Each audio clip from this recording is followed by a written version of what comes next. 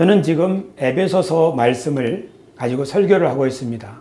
오늘 설교의 제목은 갈등 해소를 위한 바울의 해법입니다. 종교는 평화와 인간 존중을 추구합니다.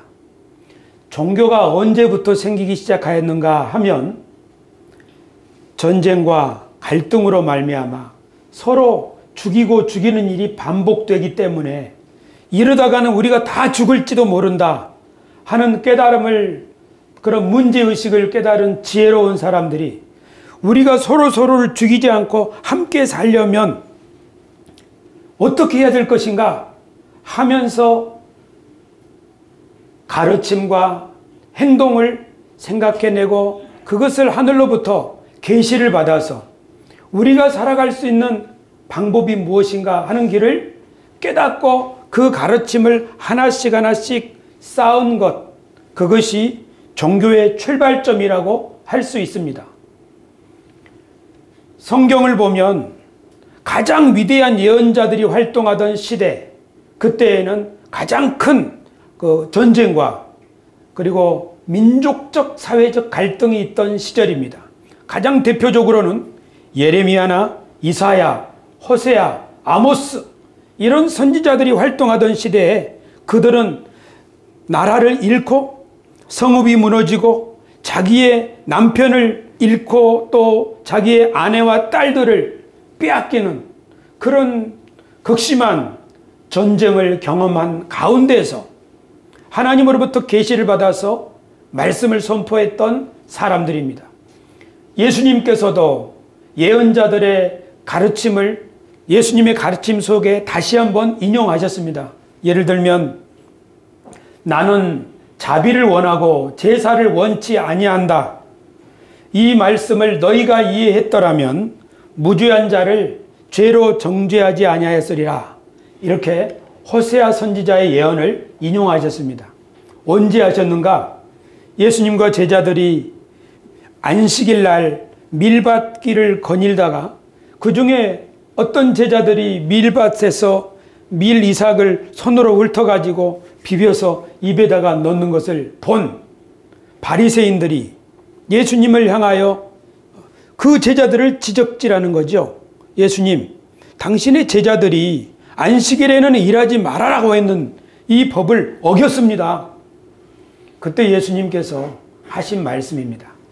하나님이 원하시는 것은 제물을 잡아서 피를 흘리는 제사보다 친절을 베푸는 것을 더 기뻐하신다 하지 않았느냐.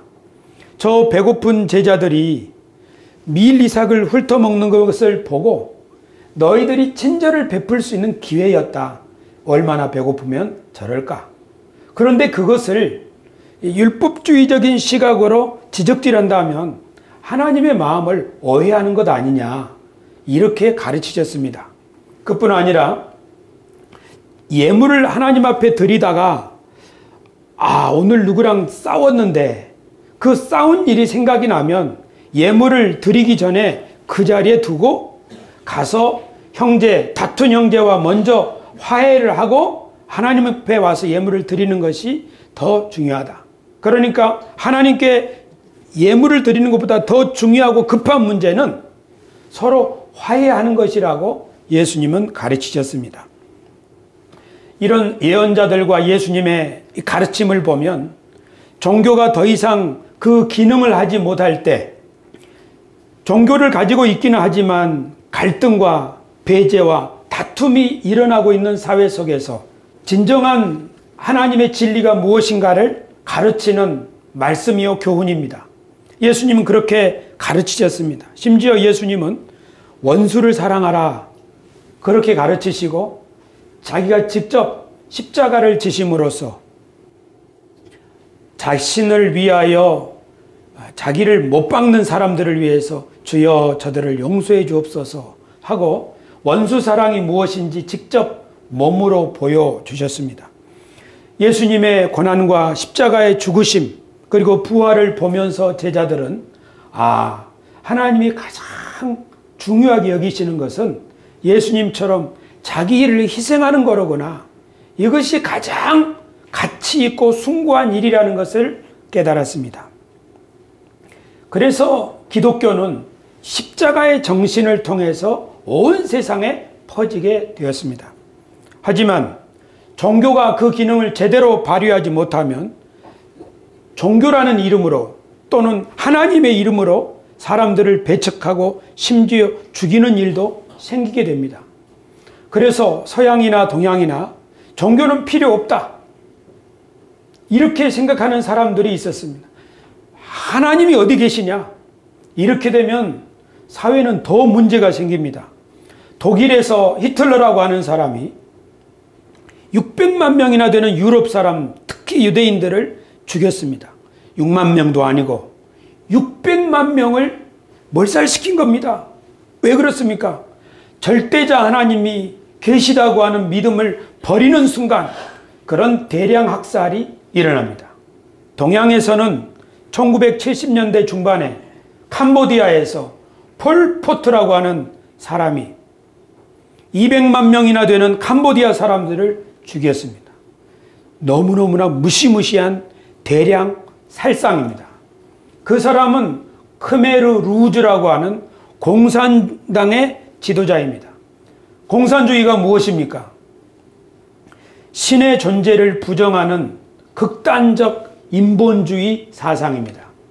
이처럼 종교가 그 기능을 발휘하지 못하면 사회가 어지러워지고, 그렇다고 종교를 아예 무시해버리면 대량 전쟁이 발생하고 하기 때문에 종교가 그 기능을 다시 회복하게 될 때 이 사회는 평화와 번영의 길로 나아갈 수가 있을 것입니다. 그렇다면 오늘 우리가 살고 있는 시대에 우리는 기독교라는 종교를 믿고 있는데, 오늘 우리 종교가 그 기능을 바르게 발휘하고 있다고 생각하십니까? 아마 이 질문에 대해서 많은 사람들이 종교는 있으나 마나 그 기능을 제대로 발휘하지 못하고 있어, 그런 대답을 하는 사람이 많을 거라는 생각이 듭니다. 오늘날 특별히 종교전쟁이란 말도 생겼습니다. 아마 이 말은 저 중세시대 때 있을 법한 말이지만 오늘날 우리 시대 때 종교전쟁이란 말이 나돌고 있습니다. 교회는 어떻습니까? 기독교회 안에는 어떻습니까? 우리 안에는 증오와 미움과 배제와 갈등이 없이 서로 화평 가운데 살아가고 있습니까? 갈등이 일어나는 곳마다 자기 주장과 이기심을 앞세우는 사람들이 있습니다.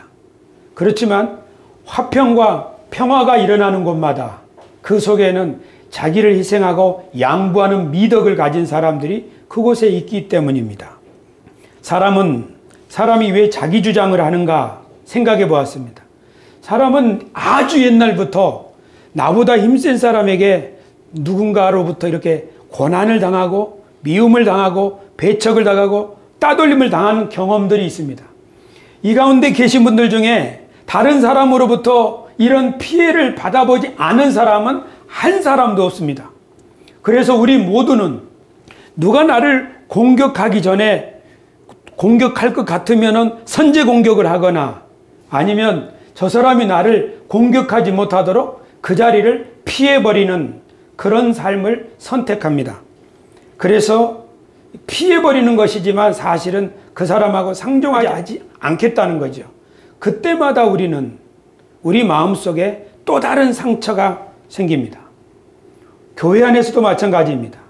어떤 사람이 나에게 한 말이 내 마음속에 큰 상처가 될 수 있습니다.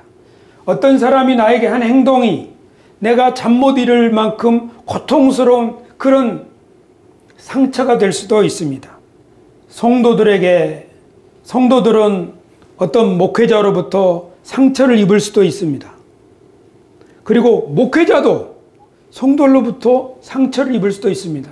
그래서 어떤 상황이 발생하면 옛날 상처가 생각나서 나에게 상처를 입히기 전에 먼저 어떤 행동을 하거나 아니면 회피할 것을 먼저 생각하게 되는 수도 있습니다. 그것이 우리 교회 안에도 있고 우리 가정에도 있고 우리 인간이 살아가는 모든 곳에 이런 자기를 지키기 위하여 더 이상 고통을 받지 않기 위하여 우리가 이런 행동을 하게 되는데, 그런 곳마다 다툼이 생기고 갈등이 생기고 아픔이 생기고 배제가 생기게 됩니다. 종교가 왜 필요합니까? 바로 사회가 이런 갈등이 있는 곳이기 때문에 그곳에서 서로 평화하기 위함입니다. 평화해야 번영으로 나아갈 수가 있기 때문에 종교는 필요합니다. 예수님이 걸어가신 길이 바로 그 길이요. 우리 믿음의 선배들이 걸어간 길이 바로 이처럼 평화와 번영을 위한 자기 희생과 양보의 길, 그 길을 걸어감으로써 우리들에게 어떤 것이 우리 미래의 행복을 여는 길인가를 보여주고 있습니다. 오늘 우리가 배우고 있는 에베소서에서 바울의 시대에 있던 가장 큰 갈등은 종교 갈등입니다. 유대인들이 가지고 있는 유대교의 신앙과 유대인들이 아닌 이방인들이 가지고 있는 그 사이의 갈등입니다. 이 갈등이 너무 심하기 때문에 교회가 둘로 찢어질 만한 위기가 있었습니다. 그래서 초대 교회 지도자들은 예루살렘에 모여서 이 갈등을 해소하기 위하여 서로 의논했습니다. 서로 대화했습니다. 그것이 사도행전 15장에 소상하게 기록되어 있습니다. 그 갈등의 핵심은 유대인들은 아브라함의 혈통적인 자손들이고 율법과 할례를 준수함으로써 아브라함의 자손이 되고 아브라함에게 주신 복을 자기들이 물려받을 수 있다고 생각했습니다. 그런데 이방인들은, 그러니까 유대인이 아닌 사람들은 그렇지 못했습니다. 그래서 유대인들이 보기에 저 사람들은 예수님을 믿는다 하더라도 아브라함의 복을 함께 받기에는 너무나 부족한 사람들이 아니냐. 우리는 나면서부터 8일 만에 할례를 받았고 우리는 11조도 하고 우리는 그뿐 아니라 율법의 모든 조항들을 지키고 절기를 지키고 이렇게 율법 말씀대로 살아가는데 하나님의 말씀과 상관없이 살아가는 저 사람들이 아브라함의 주신 복을 함께 받을 수 있겠느냐? 그럴 수는 없다. 이런 것입니다. 교우 여러분, 대학 입학 시험을 보는 그 수험생들이 3년 동안 열심히 공부했는데 어떤 학생들이 입학 비리가 있다고 하는 사실을 발견하게 됐을 때 이 고생한 수험생들이 얼마나 화가 나겠습니까? 요새같이 그 채용, 입시, 취업 문제로 이 회사에 취직하기 위해서 정말 열심히 준비하던 사람이 알고 보니까 다른 길로 부정적인 방법으로 채용하는 일들을 발견하게 되었을 때 얼마나 열받겠습니까? 그런데 이 사람이 그 채용 시험에, 입사 시험에 우수한 성적을 냈음에도 불구하고 탈락됐다고 한다면, 그리고 다른 사람이 취직됐다고 한다면 이 사람의 분노는 얼마나 크겠습니까? 아마 유대인들이 가지고 있던 마음속에 이방인들을 향한 그런 태도가 이런 것이 아니었나 싶습니다. 자기들은 금식도 하고 하나님의 말씀을 지키기 위해서 그렇게 애를 쓰는데 이 하나님의 말씀과 상관없이 살아가고 있는 이방인들이 예수님을 믿는다는 이유로 우리와 똑같이 아브라함의 복을 받는다면 이건 너무나도 억울하다, 그런 생각이었을 것입니다. 그래서 바울 사도는 그렇지 않다. 너희가 율법을 지킴으로 하나님 앞에 당당하게 설 수 있다고 생각하지만 잘 가슴에 손 얹고 생각해봐라. 사람이 율법을 다 지킬 수가 있더냐? 율법을 잘 지킴으로 하나님 앞에 설 수 있다고 생각하는 사람은 사실상 결국 깨닫게 되는 것이 나는 하나님 앞에 죄인이구나, 어쩔 수 없는 사람이구나, 그걸 깨닫게 되는 것 아니냐. 이제 하나님이 예수 그리스도를 이 땅에 보내셔서 율법이 아니라 유대인이나 이방인이나 함께 그 은혜로 하나님의 앞에 담대히 나아갈 수 있는 새로운 길을 열어주셨으니 유대인 너희도 그리스도 안에, 이방인들도 그리스도 안에 한마음이 되어서 함께 미래를 열어가는 동반자들이 되어야 한다. 믿으시면 아멘 합시다. 그렇게 편지를 쓰고 그 결과 예루살렘에서 결정된 교회 회의를 통해서 결정된 것을 편지를 써서 사방에 전달을 했습니다. 하지만 사람은 말과 글로만 설득이 되는 것은 아닌 것 같습니다. 그래서 바울은 직접 교회들을 다니면서 하나님의 은혜의 복음을 가르치고 전했습니다. 그뿐 아니라 유대인들에게 이방인들을 품을 수 있도록 이방인 교회에서 기금을 모아서 유대인들 교회에 자꾸 전달해 줌으로써 유대인들과 이방인들이 하나 되게 하려고 애를 썼습니다. 그렇게 하다가 지금 바울은 감옥에 갇혔습니다. 그리고 순교를 당했습니다. 진리는 말과 행동을 통해서만 입증될 것입니다. 이처럼 에베소서와 갈라디아서, 로마서 등 히브리서까지 이 모든 바울의 서신들 속에는 유대인들과 이방인들을 서로 화해시키고 하나로 만들고자 하는 바울의 염원이 담겨 있습니다. 그래서 우리가 지금 배우고 있는 에베소서 내용도 한마디로 말하면 그것입니다. 바울은 에베소서 1장에서 하나님 앞에 기도드렸습니다. 그 기도의 내용은 우리가 이미 배웠지만 요약하면 이겁니다.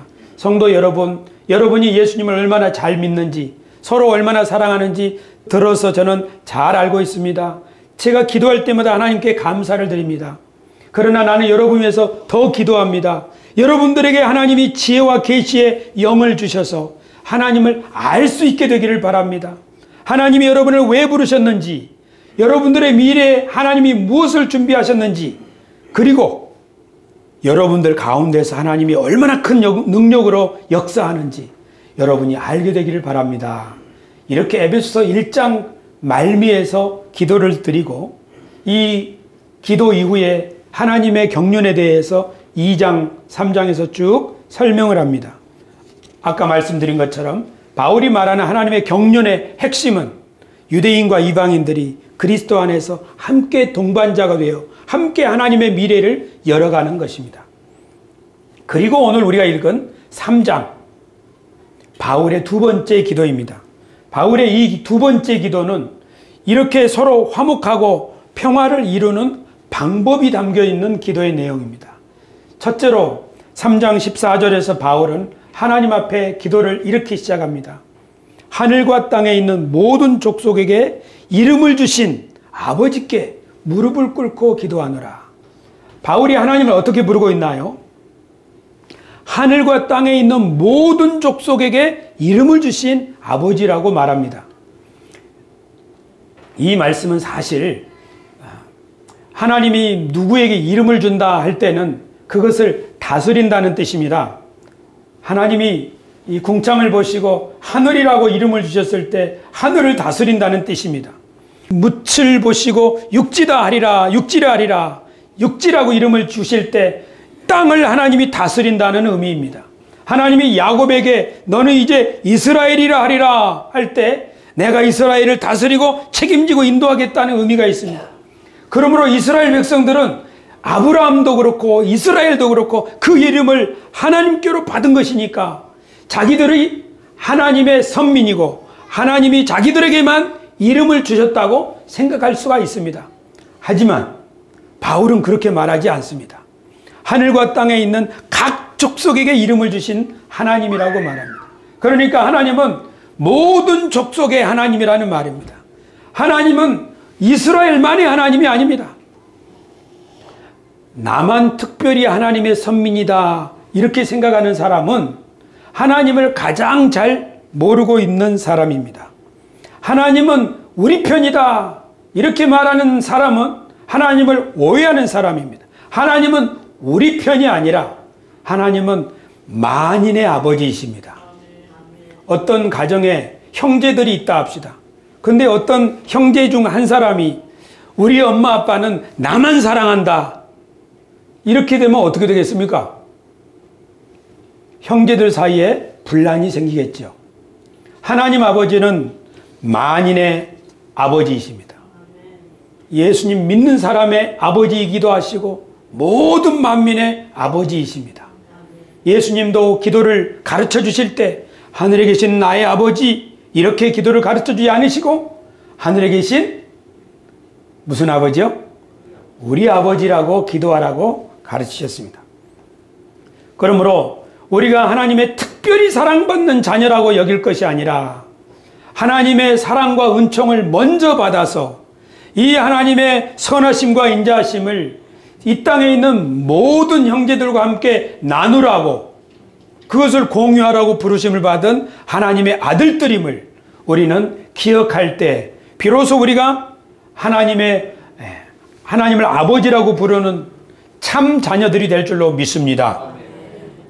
그래서 종교가 타락하면 관용과 포용의 정신이 사라지고 서로 배척하고 증오하고 편가르기를 하게 됩니다. 우리는 바울의 기도에 하늘과 땅에 있는 모든 족속에게 이름을 주신 하나님이라는 사실을 먼저 기억해야 하겠습니다. 두 번째로 바울의 기도를 보겠습니다. 16절입니다. 우리 같이 한번 읽으실까요? 네, 같이 16절을 읽겠습니다. 읽습니다. 그의 영광의 풍성함을 따라 그의 성령으로 말미암아 너희 속사람을 능력으로 강건하게 하시오며 아멘. 이것이 사실은 첫 번째 기도입니다. 증오와 갈등의 세상에서 화평을 이루기를 원하는 사람이 먼저 필요한 것은 속사람이 강건해져야 합니다.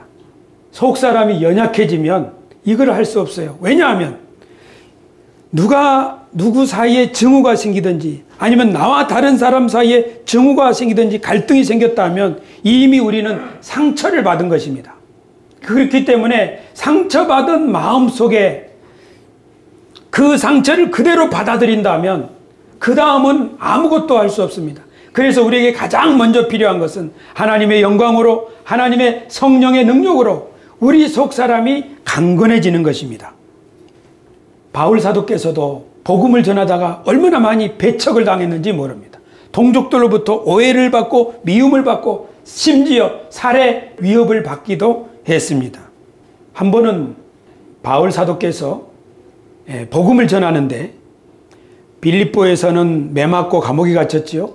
데살로니가에서는 돌 맞고 실신했지요.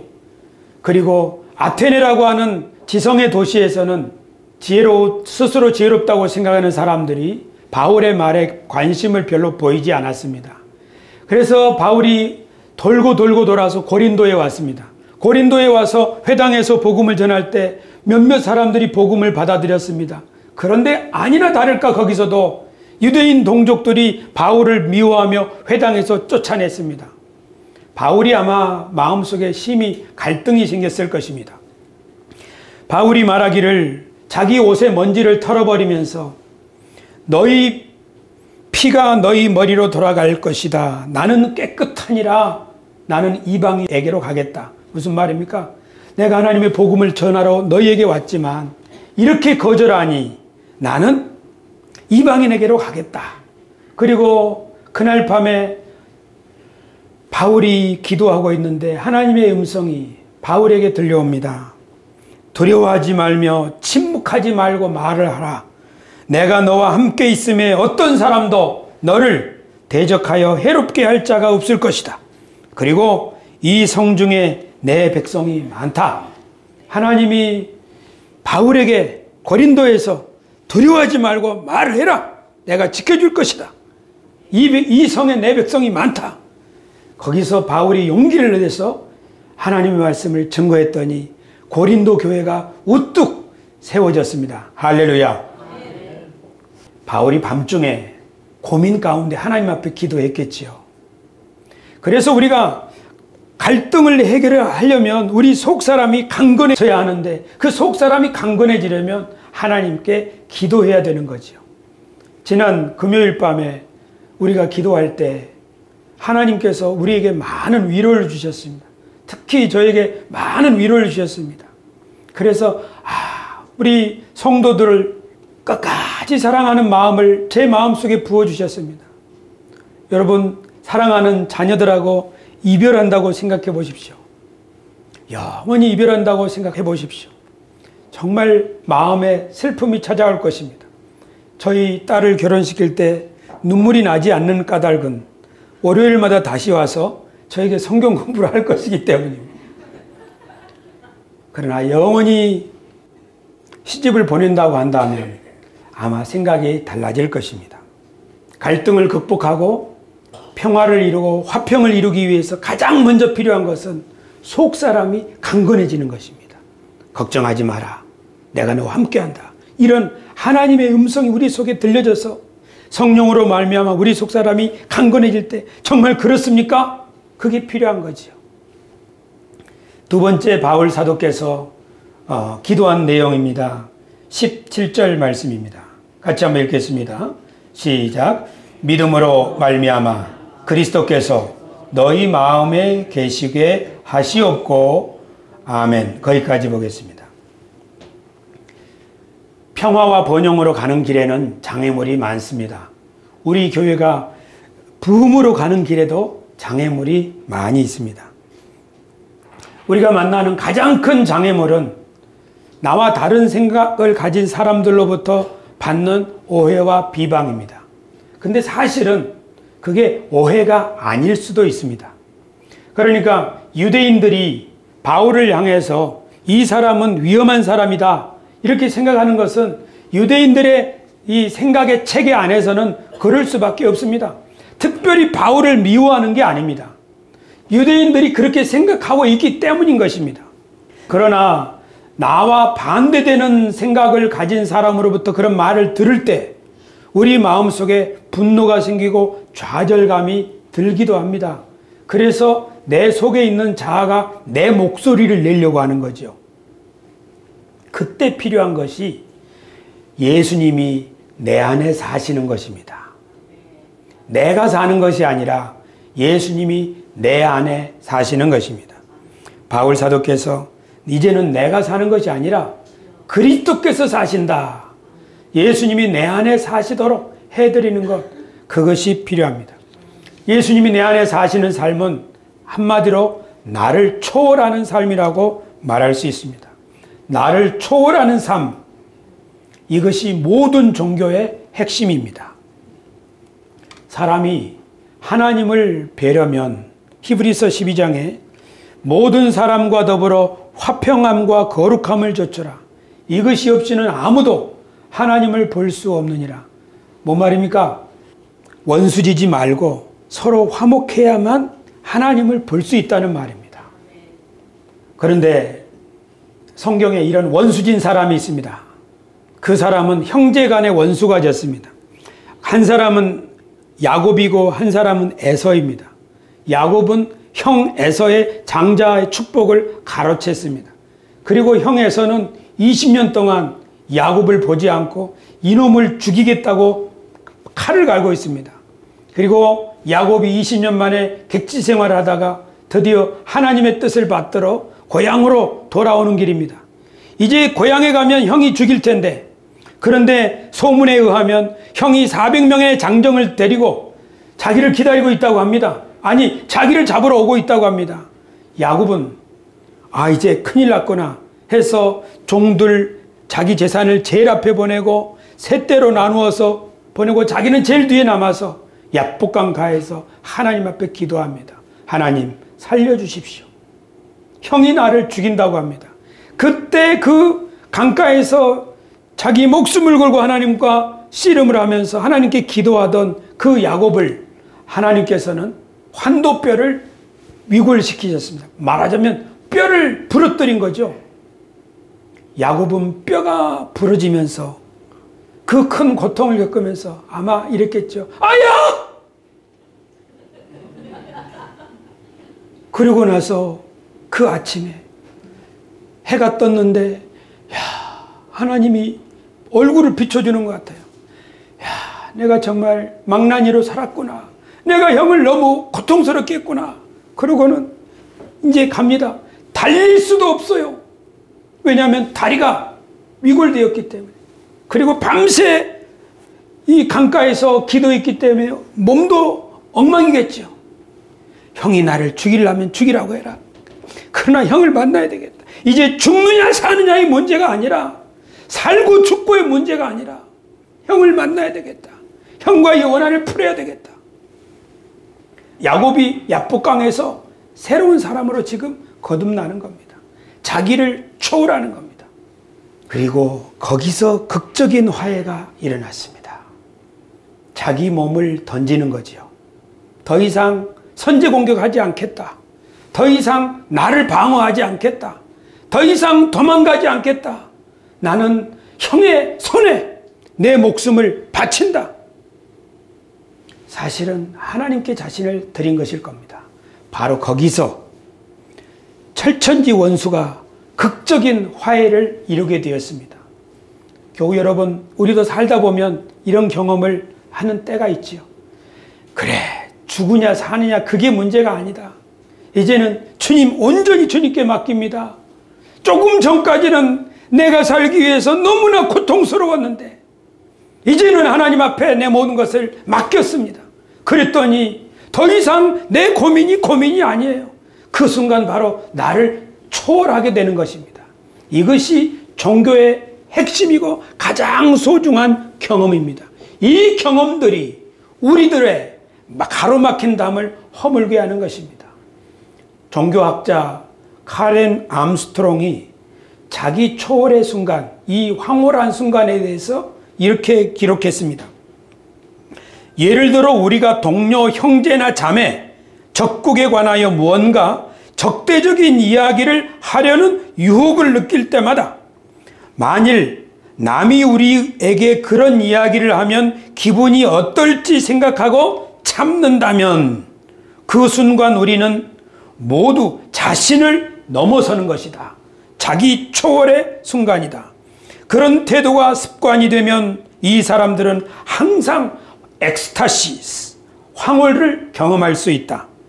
오묘한 황홀경에 빠지기 때문이 아니라 자기중심주의의 한계를 넘어서 살기 때문이다.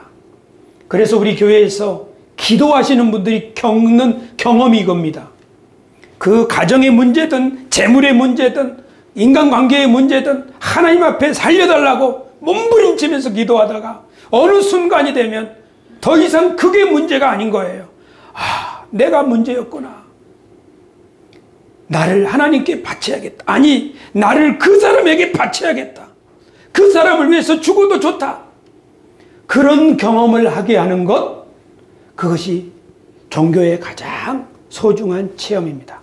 그러므로 예수님을 생각하고 다른 사람에게 선을 행하는 것, 예수님을 생각하고 내게 있는 이 수치를 견디는 것, 예수님을 생각하고 먼저 다가가는 것, 예수님을 생각하고 용서하는 것, 바로 그때마다 우리는 자기 초월을 경험하게 되는 것이고 바로 그것이 그리스도께서 내 안에 사시는 것입니다. 그럴 때마다 우리는 그 순종을 통해서 희열을 경험하게 됩니다. 그리고 하나님이 하시는 일에 우리는 참여하게 됩니다. 그래서 교회 안에 눈물 콧물 잔뜩 흘리면서 하나님 앞에 기도하던 사람이 기도가 끝나면은 서로 코 묻은 손으로 악수하고 얼싸안고 그러는 거죠. 우리 신앙생활에 이런 아름다운 체험들이 우리를 그리스도인으로 만들어가고 이런 것들을 통해서 우리는 비로소 하나님이 하시는 일에 동참할 수가 있게 됩니다. 마지막으로 바울의 기도는 우리에게 화평의 길의 방법을 소개하고 있습니다. 그것은 17절 후반부부터 보시면 너희가 사랑 가운데서 뿌리가 박히고 터가 굳어져서 그 다음에 읽겠습니다. 능히 모든 성도와 함께 지식에 넘치는 그리스도의 사랑을 알고 그 너비와 길이와 높이와 깊이가 어떠함을 깨달아 하나님의 모든 충만하신 것으로 너희에게 충만하게 하시기를 구하노라. 아멘. 갈등 해소의 세 번째 마지막 방법은 사랑의 뿌리를 두는 겁니다. 뿌리는 눈에 보이지 않습니다. 그러나 사람의 말과 행동, 그 속에는 숨은 동기가 있어서 사람은 그 숨은 동기를 다 알아챌 수 있다고 합니다. 그러니까 우리가 원한이나 분노를 가지고 지금 말하는지 아니면 사람을 가지고 말하는지 다 안다는 거죠. 그래서 우리가 할 일은 사랑의 뿌리를 깊이 내리라는 거죠. 어떤 오해가 있어도 흔들리지 않을 정도로 깊이 내리라는 거죠. 예수 그리스도의 사랑이 얼마나 큰지 그것을 깊이 묵상하고 그것을 받아서 사랑 가운데 뿌리를 깊이 깊이 내려야 한다. 저는 이 대목에서 반성합니다. 제가 목회자로서 목회하는 이것이 지식에 근거한 가르침이 아닌지 반성하게 되었습니다. 성경에 보니 사랑은 지식을 뛰어넘는다고 말하죠. 오늘 우리가 몇 절에 있습니까? 18절에 능히 모든 성도와 함께 지식에 넘치는 그리스도의 사랑이라고 말합니다. 이 지식에 넘친이란 말은 지식을 초월하는 그리스도의 사랑이라는 것입니다. 성경의 고린도전서 8장 1절에 지식은 사람을 교만하게 하나 사랑은 덕을 세운다, 그렇게 말씀합니다. 산을 옮길 만한 믿음이 있고 비밀을 깨닫는 예언의 능력이 있어도 사랑이 없으면 아무것도 아니다, 그렇게 말합니다. 종교가 우월주의에 빠지게 되면 내 신앙이 너 신앙보다 낫다, 그런 생각을 가지기 마련입니다. 우리가 교회에서 다른 신자들에게 이런 생각을 가지게 되면 그 사람이야말로 하나님의 우리에게 주시는 신앙의 핵심에서 가장 멀리 있는 사람입니다. 내가 너보다 신앙이 더 좋다.